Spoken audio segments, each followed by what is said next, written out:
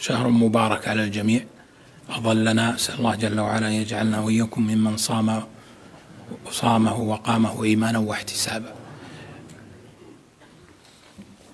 العلماء نصوا على أنه في الزمان الفاضل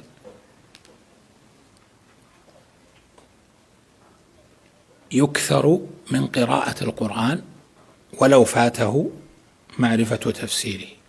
يعني مثلا هو يريد يقرأ وهو صايم، يقرأ في الليل وفي النهار، يكثر من التلاوة، وليس هذا وقت معرفة التفسير اللغوي والموضوعي، ما هو هذا وقته.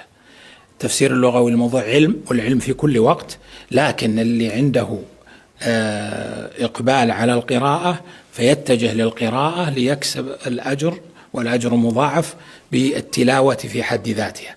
من لا رغبة في العلم بعد ما يقرأ آية ويستشكل أو يريد يبحث عنده في المكتبة، لكن الأصل في الزمان الفاضل هو كثرة التلاوة. من تعبد الله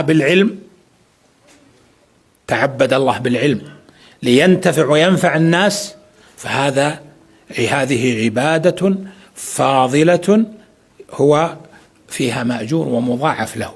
لكن عامة الناس اللي ما هم علماء ولا طلبة العلم أحسن يكثرون من القراءة. إذا أشكل شيء يكون عنده إما تفسير، فيه تطبيق وحي الآن فيه الكثير من التفاسير ممكن تنزلونه، وقد